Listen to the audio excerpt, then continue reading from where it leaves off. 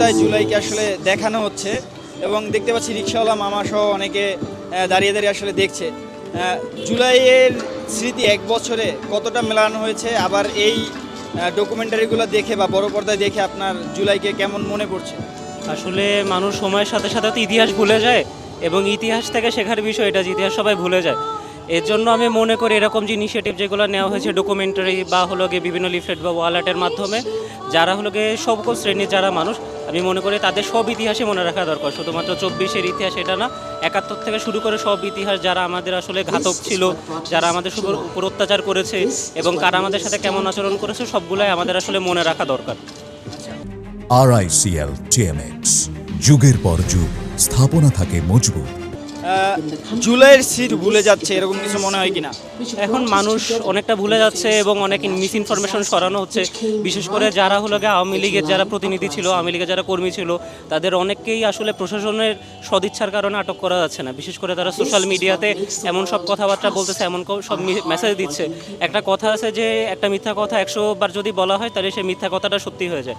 এবং আওয়ামী লীগের যারা এজেন্ট আছে তারা যে কথাগুলো বারবার সোশ্যাল মিডিয়াতে বলতেছে, একসময় দেখা যাবে যে 50 বছর পর 30 বছর পর যারা সাধারণ মানুষজন আছে তারাই মনে করবে আওয়ামী লীগের উপর হয়তো অবিচার করা হয়েছিল। এটা আসলে বিষয় যে সত্যি কথাগুলো বারবার স্প্রেড করা দরকার। শিক্ষকতাটা আমার পছন্দ হয়, কথা বলতো সবসময়।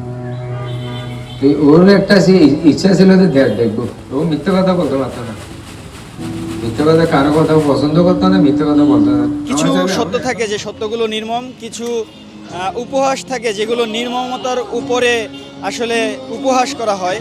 সেরকমই আসলে আমরা স্মৃতি বিস্মৃতির আড়ালে আসলে আমরা অনেক সময় অনেক কিছু ভুলে যাই এবং এই যে সময়টি যে 1 বছর হতে চললো, আজকের এই দিনেই আসলে ছাত্রলীগের যে হামলার ঘটনা, ঢাকা বিশ্ববিদ্যালয় TSC এলাকায় যে হামলার ঘটনা, সেই হামলার ঘটনাটা এই দিনই ঘটেছিল এবং ডকুমেন্টারি প্রদর্শনের মাধ্যমে আসলে সেই স্মৃতিগুলো মনে করিয়ে দেওয়া হচ্ছে। অনেকে হয়তো ভুলে যাবে জুলাইয়ের স্মৃতিগুলো। আমরা যেভাবে 71কে বিভিন্ন সময় দেখেছি ভুলে যেতে, আমরা যেভাবে 90কে দেখেছি বিভিন্ন সময় ভুলে যেতে, ইতিহাস থেকে শিক্ষা না নেওয়ার যে প্রবণতা আমরা মানুষের মধ্যে দেখেছি, সেই প্রবণতাকে আসলে যেন সেই প্রবণতাটা মানুষের মধ্যে না থাকে, সে কারণেই হয়তো এই প্রচেষ্টা। তবে এই প্রচেষ্টা আসলে কতটা সফল হবে সেটা সময় বলে দেবে। এই মুহূর্তে আসলে আরও কিছু মানুষের সাথে কথা বলতে চাই যারা আসলে এখানে দাঁড়িয়ে দাঁড়িয়ে দেখছেন জুলাইকে কতটা আমরা মনে রাখতে পেরেছি, আর এই ডকুমেন্টারি আপনার মধ্যে কেমন অনুভূতি তৈরি করছে? আসলে জুলাইয়ের ব্যাপারটা এখন অনেক জীবন্ত, মানে জুলাইকে মনে রাখাটা আসলে মানে নতুন করে মনে রাখা এরকম কিছু মনে হয় না, প্রতিনিয়তই মনে হয় যেন জুলাই দেখে। আর এই ডকুমেন্টারি তো আসলে অনেক বেশি স্মৃতিকাতর করে তোলে, সেই সময়গুলোর কাছে নিয়ে যায়।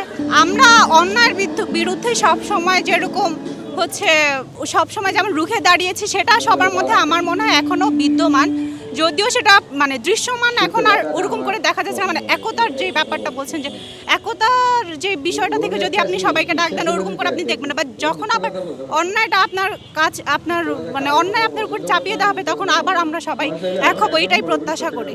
যখন দেখছি তখন খারাপ লাগছে, এখনো খারাপ লাগতেছে। এটা এখানে কি দেখতেছে যেগুলো আঘাত করছে মানুষের ভিতর থেকে কান্নাকাটি, এটা তো নিজেকে খারাপ লাগতেছে।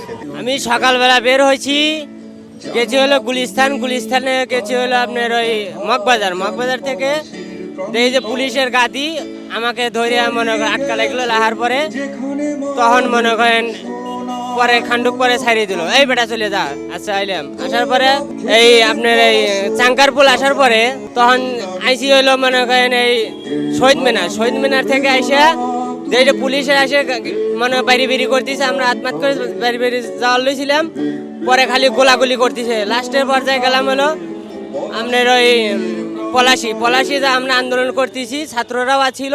ইতিমধ্যে শুনলাম কি হাসিনে পলাইতেছে, এবং আমি বাসায় চলে গেলাম।